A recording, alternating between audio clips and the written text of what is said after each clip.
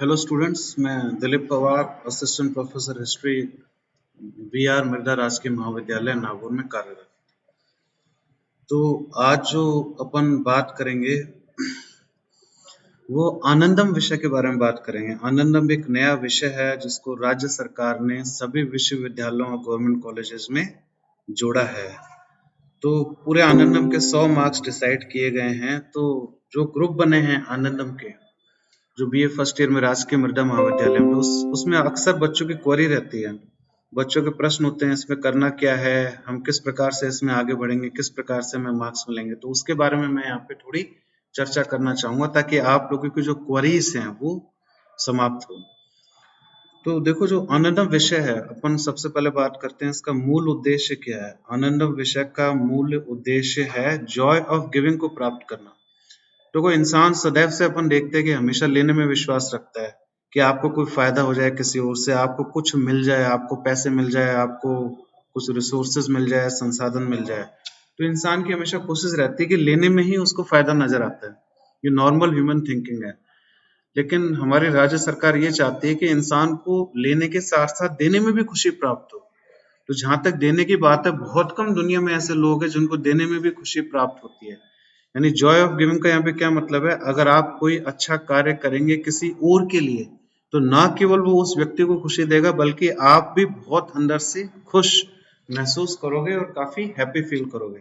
तो इसके पीछे मूल उद्देश्य ये है कि एक वैल्यू इनकलकेट होनी चाहिए आपके अंदर, एक आदर्श आने चाहिए आपके व्यक्तित्व में कि इंसान को किसी और को कुछ देने में भी एक अलग ही मजा है, उसका अपना एक अलग ही आनंद है, उसका एक अपना अलग ही एक जॉय है। तो इसी क्रम में आगे बढ़ते हुए राज्य सरकार ने इस पाठ्यक्रम को निर्धारित किया आनंदम। तो सबसे पहले मैं आपको ये बताना चाहूंगा, आनंदम में कोई भी पेपर नहीं होगा। जैसे बाकी पेपर अपन देखते हैं, चाहे हिस्ट्री का हो, पॉलिटिकल साइंस का हो, साल के अंत में आपको एक पेपर देना पड़ता है 100 मार्क्स का। तो इसमें कोई पेपर नहीं है, केवल फील्ड वर्क के ही मार्क्स हैं। तो एक प्रकार से संपूर्ण प्रैक्टिकल का विषय है 100 मार्क्स का। अब इस विषय में आपको करना क्या है। देखो, मेरा ये मानना है कि जो ये मेरा मानना नहीं है, जबकि एक ये जनरल प्रिंसिपल है कि कोई भी सब्जेक्ट है, जैसे हिस्ट्री है, पॉलिटिकल साइंस है, आप उसमें कितना भी पढ़ लो तो आप उसमें मैक्सिमम कितना स्कोर कर सकते हो। थ्योरी का पेपर है, आपको रिटर्न पेपर में अपीयर होना पड़ेगा, आप 100 में से 70 ला सकते हो, 72 ला सकते हो, बहुत पढ़ना पड़ेगा उसके लिए। लेकिन आनंदम एक ऐसा विषय है, अगर आप थोड़ी सजगता से इसके लिए कार्य करते हैं, यहाँ पे आपको पढ़ना नहीं है, टेबल चेयर पे बैठ के इस पेपर के लिए पढ़ाई नहीं करनी है। अगर आप फील्ड वर्क कर लोगे, थोड़ा सजग रहोगे, थोड़ा अवेयर रहोगे, जो कॉलेज में जो आपको इंस्ट्रक्शंस मिल रहे हैं, जो मेंटर है आपका, वो आपको जो निर्देश दे रहा है उसको फॉलो करते रहोगे, तो आराम से आप at the end of the year आप देखोगे कि आनंदम विषय में आपको 100 में से 80 मार्क्स मिल जाएंगे, 85 मिल जाएंगे, इवन 90 भी मिल सकते हैं, क्योंकि प्रैक्टिकल सब्जेक्ट है और उसमें स्कोर करना बहुत आसान रहेगा। अब इसका फायदा क्या होगा, जब आपको इतना अधिक स्कोर मिलेगा एक पेपर में, तो ये जो स्कोर है आपके ओवरऑल परसेंटेज में जुड़ेगा। तो मुझे पूरा यकीन है, अगर आप इसमें अच्छा स्कोर करते हो आनंदम विषय में, तो अंततः आप देखोगे आपके अगर परसेंटेज 50 आ रहे होंगे, 55 आ रहे होंगे, तो 7-8% से इजीली बढ़ जाएंगे। 50 वाले के 55-56% हो जाएंगे, 56 वाले के 60-62% हो जाएंगे। लेकिन तब होगा जब आप आनंदम विषय को गंभीरता से लेंगे, फील्ड वर्क को अच्छे से करेंगे। तो अपन मुख्य बातें करते हैं कि आनंदम जो विषय है, इसकी विषय वस्तु क्या है। तो आनंदम विषय में जो आपको 2 तरह के कार्य करने हैं, बहुत सिंपल। हालांकि अपन जो PDF भेजे गए हैं राज्य सरकार के द्वारा, उसको पढ़ेंगे तो अपन उसमें फंस जाएंगे, हो सकता है अपन को समझ नहीं आए। तो मैं साधारण भाषा में आपसे बात करता हूँ। सबसे पहले 2 तरह के कार्य करने हैं आपको आनंदम के अंदर। नंबर 1 जो बहुत आसान है, जिसमें आपको बिल्कुल कोई भी जोर नहीं आएगा और सबसे आसान है मार्क्स लेने के लिए। तो उसमें आपको एक कॉपी उठानी है या डायरी उठानी है। अब मैं डायरी बोलता हूँ, बच्चे मुझसे पूछते हैं क्या कॉपी चल जाएगी। आप कुछ भी उठाओ, लेकिन कॉपी होनी चाहिए जिसमें कई सारे पेजेस हों, जिसके अंदर कम से कम 50-60-70 पेजेस तो हों, या फिर डायरी उठाओ। उस डायरी में आपको क्या करना है, एक दिन में डेली आपको कोई भी अच्छा कार्य करना है। परोपकार का कार्य हो गया, मैं बड़े बड़े कार्यों की यहाँ पे बात नहीं कर रहा, जो भी आपके मन को भाए, जो भी आप आसानी से कर सके। इसके लिए आपको फील्ड में जाने की जरूरत नहीं है, घर पे भी आप बहुत सारे अच्छे कार्य कर सकते हैं, दूसरों की भलाई के कार्य कर सकते हैं। तो दिन का एक अच्छा कार्य आप करें, अपने कॉपी में डेट डालें। जैसे अगर आज की डेट अगर अपन देखें, सपोज करो 5 तारीख है, तो 5 तारीख लिखी उसके नीचे आज का कार्य लिखा, 2 सेंटेंस में, केवल लंबा चौड़ा आपको उसमें भाषण आपको नहीं लिखना है कि आज मैंने मेरे, जैसे मैं उदाहरण देना चाहूंगा, मैंने दादाजी के पैर दबाए आज, या मैंने अपने माताजी की मदद की खाना बनाने में।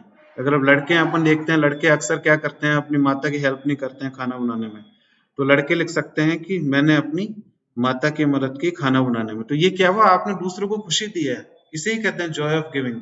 तो इसके माध्यम से आपको यही सीखना है कि किस प्रकार की अच्छी अनुभूति को आप फील कर सकते हो जॉय ऑफ गिविंग के माध्यम से। तो कोई भी आप अच्छा कार्य, मैं कई सारे उदाहरण दे सकता हूँ इसमें, और ऐसा नहीं कि आप केवल इसमें लिखो, लिखने से पहले उसको करो, तभी इसके उद्देश्य की पूर्ति होगी। केवल इसे कागजी कार्य मत मान के चलो, क्योंकि बहुत आसान है, इसमें आपका कुछ भी नहीं जा रहा है। अब जैसे आप कोई भी कार्य कर सकते हो, आपने पशु को चारा दिया, ये भी एक परोपकार का कार्य है। अपने दिमाग से इसे हम असेस नहीं करेंगे, आप जो डायरी में लिख रहे हो, हम इसमें नजर नहीं डालेंगे आपने क्या लिखा है क्या नहीं लिखा है। हाँ, हम चेक जरूर करेंगे, वेरीफाई जरूर करेंगे कि आपने डायरी मेंटेन किया है, डेली का डेली आपने कार्य डेट के साथ उसमें लिखा है।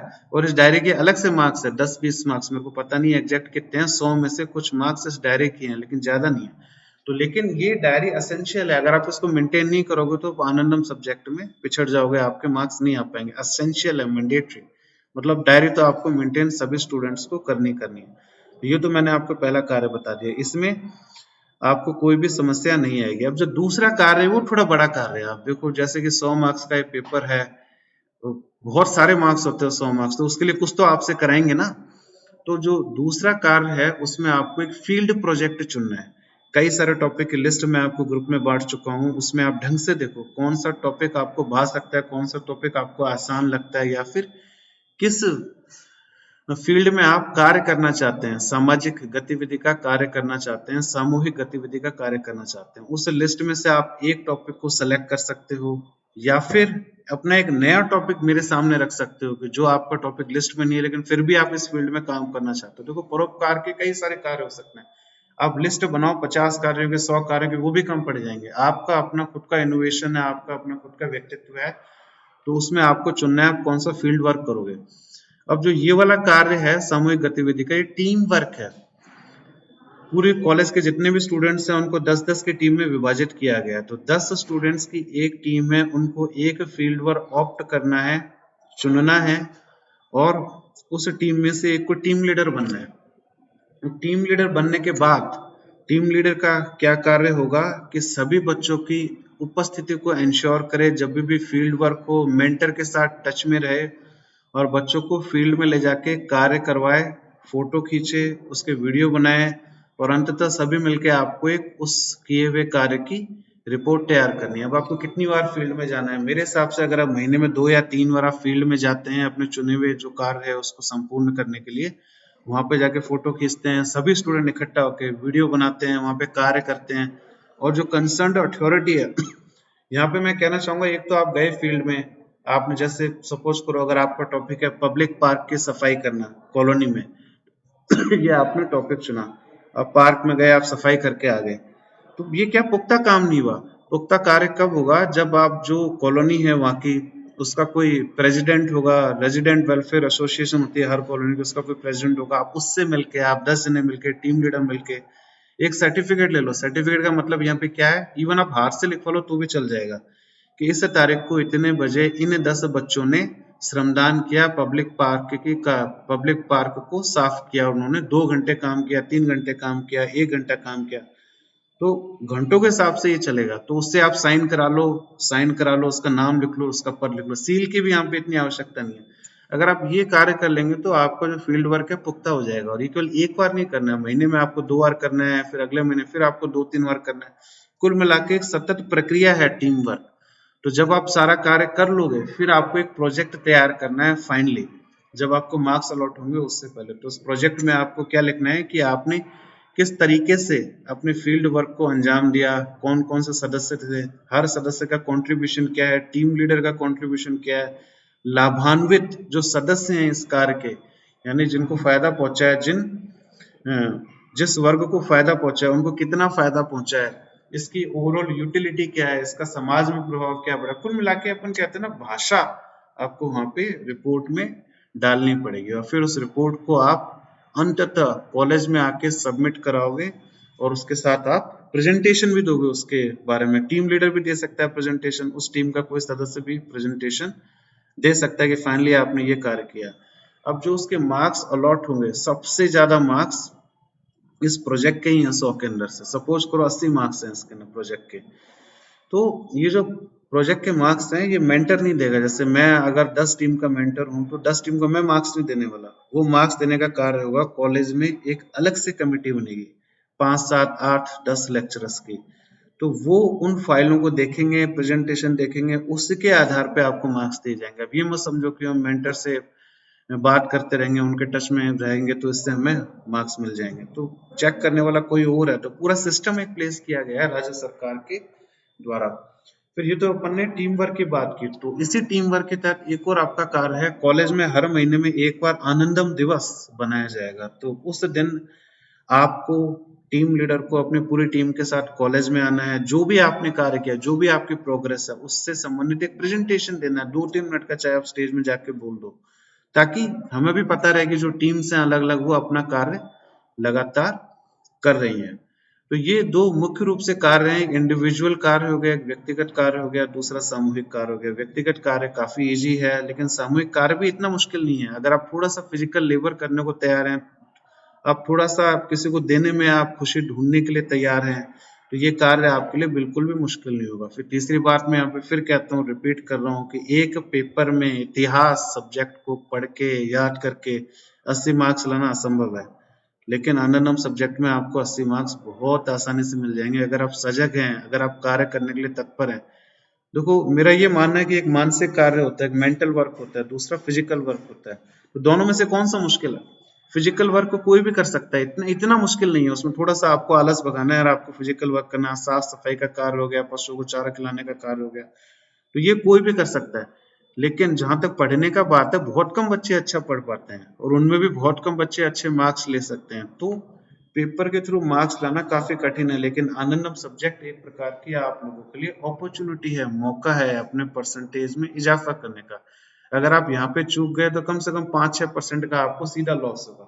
और ग्रेजुएशन में जो मार्क्स आते हैं वो आगे तक काम आते हैं आपकी लाइफ में। अगर आपके 60% हैं तो बहुत ही पॉजिटिव इंप्रेशन क्रिएट करता है अगर आप कहीं पे भी इंटरव्यू देने के लिए जाएं। और खासकर अगर आप असिस्टेंट प्रोफेसर बनना चाहते हैं यूनिवर्सिटी में, कॉलेजेस में, गवर्नमेंट कॉलेजेस में, तो उसमें आजकल क्या हो रहा है, गुड एकेडमिक रिकॉर्ड देखा जाता है। तो इंटरव्यू में बुलाने से पहले अगर आपके गुड एकेडमिक रिकॉर्ड में अच्छा स्कोर आ रहा है, अच्छे पॉइंट बन रहे हैं, तो ही आपको इंटरव्यू के लिए बुलाएंगे। उसके अलावा आपको इंटरव्यू में बुलाएंगे नहीं। गुड एकेडमिक रिकॉर्ड में 10वीं के परसेंटेज देखे जाते हैं, 12वीं के परसेंटेज देखे जाते हैं, बीए के परसेंटेज देखे जाते हैं, एमए के परसेंटेज देखे जाते हैं। तो इनको कंबाइन करके एक स्कोर बनाया जाता है। सबका अलग अलग वेटेज है, 10वीं 12वीं का कम वेटेज है और बीए का ज्यादा वेटेज है। मैक्सिमम वेटेज बीए का है, फिर एमए का भी वेटेज है, नेट का भी वेटेज है। इसमें तो सभी वेटेज को मिलाकर एक मेरिट लिस्ट बनाई जाती है। उसी मेरिट के आधार पे अगर आप मिनिमम कट ऑफ पार कर रहे हो, क्रॉस कर रहे हो, तो ही आपको इंटरव्यू के लिए बुलाया जाएगा, या फिर तो ही आपको आरपीएससी के लेक्चरशिप के एग्जाम में, कॉलेज लेक्चरशिप के एग्जाम में बैठने दिया जाएगा। तो मैं आपको इसलिए बता रहा हूँ कि ग्रेजुएशन के मार्क्स का अत्यधिक महत्व है। यहाँ पे अगर आप ढीले पड़ गए तो लाइफ लॉन्ग आपको उसकी कमी खलेगी कि मेरे 50% से ज्यादा होते ग्रेजुएशन में 48 ही बन गया, मैं कहीं पे इंटरव्यू भी नहीं दे सकता, मैं लेक्चरशिप के लिए अपीयर ही नहीं हो सकता। और आनंदम आपके कम से कम 5-7% को आगे बढ़ा रहा है। तो इस चीज को आपको समझना है कि इस सब्जेक्ट का पूरा फायदा लें और अच्छे से अच्छे मार्क्स इसमें प्राप्त करें। तो आखिर में मैं आपको कुछ और कहना चाहूंगा, ऑलमोस्ट 14 मिनट हो गए। जैसे मैं आपको उदाहरण देना चाहूंगा, व्यक्तिगत गतिविधि जो आपको डायरी बनानी है, उसमें बहुत छोटी छोटी चीजें आप कर सकते हो। जैसे स्कूल, कॉलेज, सार्वजनिक स्थान, कार्यालयों में व्यर्थ बहने वाले नल जो उपयोग में ना हो उसको बंद कर दिया। आपको लिखना है ये कार्य करके। कोई भी आपके दिमाग से जो भी आपको, मैं कुछ उदाहरण यहाँ पे देना चाहूंगा, किसी को जानवरों से क्रूरता करने से रोकना, आपने किसी को रोका हो तो वो आप लिख सकते हो कि आज मैंने, कुछ बच्चे किसी स्ट्रीट डॉग को परेशान कर रहे थे और मैंने उसको बचाया और बच्चों को वहां से भगाया। पौधे लगाना, पौधे सींचना, पौधों में पानी देना, यानी किसी को भी खुशी देने के लिए आप जो कार्य करें उसको आपको अपनी डायरी में लिखना होगा। अनंत है ये लिस्ट, आप अपने दिमाग से उसमें कुछ भी लिख सकते हैं। अब व्यक्तिगत गतिविधियों के साथ साथ मैं टीम वर्क के बारे में बात करूंगा। सामूहिक गतिविधि, उनमें कौन कौन से आप कार्य कर सकते हैं। और जो सामूहिक गतिविधि में आपको कार्य करना है, थीम रिलेटेड है, एक थीम है, आपको प्रोजेक्ट तैयार करना है, फिर पूरे साल भर आपको उसी थीम पे कार्य करना है। अगर आपने पब्लिक पार्क को चुना है तो आपको एक एरिया डिसाइड करना पड़ेगा और उस एरिया के पब्लिक पार्क में जाके आपको साफ सफाई करनी पड़ेगी, पौधों को पानी देना पड़ेगा, उस पार्क को तैयार करना पड़ेगा हर महीने में 2-3 और वहां पे जाके फोटो खिंचवा के, वीडियो बना के, क्योंकि आपसे ये फोटो और वीडियो कलेक्ट किए जाएंगे कॉलेज में, यही तो आपके प्रमाण है कि आपने वहां पे जाके कार्य किया। फिर संभव हो सके तो आपको सर्टिफिकेट भी लेना है कंसर्न अथॉरिटी से। मैं आपको ये कहना चाहूंगा, यहाँ पे कोई भी अथॉरिटी अगर आप एज ए स्टूडेंट जाके मिलेंगे तो कोई आपको मना नहीं करेगा सर्टिफिकेट देने के लिए। आप उनको जाके बात करेंगे, हमारा आनंदम विषय है, प्रैक्टिकल विषय है, हमें सामाजिक उद्धार का कोई कार्य करना है, हमने ये कार्य किया है, चाहे आप कम कार्य करो उसके बावजूद वो आपको आसानी से सर्टिफिकेट दे देंगे। इसके लिए कोई आपको मना नहीं करेगा। आपको सादे कागज में तो लिखवाना उनसे कि ये स्टूडेंट ने इतने घंटे इस तारीख को श्रमदान किया, कार्य किया, साफ सफाई का कार्य किया, पौधों को पानी देने का कार्य किया, और उससे आपको साइन कराना है। जब भी आप जाएंगे फील्ड में तो इस प्रकार का सर्टिफिकेट हो तो अच्छा रहेगा। बिना इसके भी काम चल जाएगा, लेकिन सर्टिफिकेट आपके कार्य को प्रमाणिकता देगा। तो कौन कौन से देखो इसमें सामूहिक गतिविधि के लिए सुझाव मैं आपको लिस्ट भेज चुका हूँ, फिर भी मैं थोड़ा बहुत यहाँ पे बात करना चाहूंगा। जैसे बिजली एवं पानी के संरक्षण हेतु चिन्हित क्षेत्र, कॉलोनी, ऑफिस में नारे, पोस्टर के माध्यम से जागरूकता बढ़ाना है। यानी जो वाटर एक कीमती रिसोर्स है, इसको बचाने के लिए आपको जागरूकता अभियान चलाना है, आपको नारे देने हैं, आपको 10 जनों को जाके नारे लगाने हैं, आपको पोस्टर तैयार करने हैं, फिर उसको शहर में जगह जगह पे या डेजिग्नेटेड जो एरिया है जहाँ पे पानी की कमी रहती है वहां पे चिपकाना है। किस प्रकार से आप पानी को कंजर्व करके रख सकते हैं। अब कचरा निस्तारण के लिए लोगों को प्रशिक्षित करना, ये भी है। आप कॉलोनी में जाके घर पे आप जाएंगे, घंटी बजाएंगे, आप फोटो खींचेंगे बात करते हुए वीडियो बनाएंगे। आपको जो एक जना बात कर रहा होगा, 2-3 जने बात करेंगे, तीसरा व्यक्ति वीडियो बनाएगा। कॉलोनी में जाके आप लोगों को समझाएंगे किस प्रकार से कचरे को अच्छी तरीके से निस्तारित कर सकते हैं। आप अपना इंट्रोडक्शन देंगे, हम मृदा कॉलेज के हैं, हमारे लिए सामाजिक कार्य आनंद विषय, कोई बात नहीं करेगा, हर कोई आपको समय देगा सुनने के लिए, कोई मना नहीं करेगा। तो उनको बताना पड़ेगा किस प्रकार से सही प्रकार से कचरे का निस्तारण किया जा सकता है, गीला कचरा कहाँ डालना है, सूखा कचरा कहाँ डालना है, म्यूनिसिपैलिटी वालों से किस प्रकार से आप यहाँ पे कचरे वाली गाड़ी यहाँ पे बुला सकते हो। फिर घायल और बीमार गायों जानवरों की देखभाल हेतु योजना, यानी जो घायल जानवर है उनके देखभाल हेतु आप योजना तैयार कर सकते हो। फिर आपको इसी थीम पे ही कार्य करना है, आप 10 जनों को इसी से संबंधित महीने में 2 बार जाके आपको कार्य करना है, फोटो खींचने हैं, वीडियो बनाना है और सर्टिफिकेट इससे संबंधित है आपको लेना है। जैसे पुस्तक, भोजन, कपड़े, मोबाइल, उपकरण इत्यादि का बैंक बना के संकलित सामग्री को जरूरतमंदों को वितरित करना, तो ये भी आप कार्य कर सकते हैं। इसमें आपको एनजीओ के सहयोग की भी आवश्यकता पड़ सकती है। जैसे आप 10 जने हो, आप में हो सकता है किसी के फादर की कोई जान पहचान हो, किसी सिविल सोसाइटी ऑर्गेनाइजेशन से, एनजीओ से कोई जान पहचान हो, तो वो आपके सामाजिक कार्य को बहुत अच्छी तरीके से सुगमता से करवा देंगे। सर्टिफिकेट भी आपको हर कार्य का मिल जाएगा, फोटो भी आ जाएगी, वीडियो भी आ जाएगी, जो आप लोग खींच लेंगे। जैसे पेड़ों की अनाधिकृत कटाई की निगरानी से संबंधित योजना के साथ कार्य करना, वृक्षारोपण का कार्य आप फॉरेस्ट डिपार्टमेंट वालों से जाके मिलोगे, हो सकता है वो आपको पौधे दे दें और फिर आप उन पौधों को कहीं पे जाके लगाओ, तो वृक्षारोपण से संबंधित कार्य हो गया। स्थानीय विरासत स्थलों एवं पर्यटक स्थानों के जीर्णोद्धार एवं पर्यटन मानचित्रों पर उनका प्रचार प्रसार, अवेयरनेस कैंपेन है टूरिज्म के बारे में, आपके शहर में कौन कौन से टूरिस्टिक प्लेस हैं अच्छे, वहाँ की साफ सफाई हो गया, उनका जीर्णोद्धार हो गया, उसमें आप अगर मदद कर सकें एज ए टीम वहाँ के मैनेजमेंट से बात करके। फिर अस्पतालों के साथ समन्वय कर गरीब इलाकों के बच्चों, महिलाओं के चिकित्सा जांच शिविरों का आयोजन, जब अस्पताल चिकित्सा जांच शिविरों का आयोजन करे तो उसमें आप वॉलंटरली मदद कर सकते हैं एज ए टीम वहां पे जाके। ड्रग, अल्कोहल, नशा मुक्ति सहायता समूह बनाकर लोगों को प्रेरित करना, ड्रग्स से संबंधित अवेयरनेस कैंपेन चलाना कि ड्रग्स के क्या क्या हानिकारक प्रभाव होते हैं, लोगों को जागृत करना इससे संबंधित। वही है पोस्टर बनाना, नारे लिखना, रैली निकालना, आप 10 नहीं बहुत हो।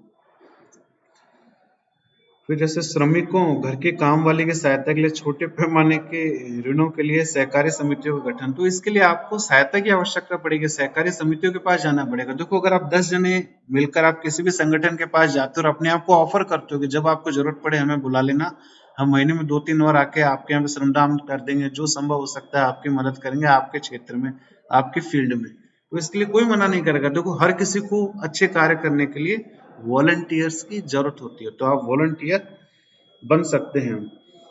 बावड़ियों, कुओं एवं अन्य जल स्रोतों के जीर्णोद्धार के लिए समूहों का निर्माण करना, तो ये जो मैंने आपको लिस्ट बताई है, इनमें से 5-6 आपको एग्जाम्पल दिए हैं। इस लिस्ट को आप अच्छे से पढ़ना, व्हाट्सएप में मैंने आपको फॉरवर्ड कर रखा है और इन्हीं में से आपको एक कार्य चुनना है। इसके अलावा अपना एक अलग से कार्य भी ला सकते हैं अगर आपको कोई और कार्य आपको सूटेबल लगे। तो ये मैंने आपको समझाने की कोशिश की है कि जो आनंदम कोर्स है उसके अंतर्गत आपको क्या करना, मुख्य रूप से 2 बातें हैं। एक इंडिविजुअल आपको डायरी मेंटेन करनी है, दूसरा टीम वर्क। और टीम वर्क के लिए टीम लीडर का चयन किया जाना है। कई ग्रुप में है, उन्होंने अपने टीम लीडर है उसका नाम मुझे भेज दिया है, कईयों ने अभी नहीं भेजा है। इस कार्य को अपन को पूरा करना पड़ेगा ताकि आपको अंत में अच्छे मार्क्स लाने में काफी सहूलियत हो। चलो इसी के साथ ही मैं अपना वीडियो यहाँ पे समाप्त करता हूँ। होपफुली आप इस कार्य को अच्छे से अंजाम देंगे और अच्छे मार्क्स भी अंत में प्राप्त करेंगे। बहुत बहुत धन्यवाद मुझसे जुड़ने के लिए।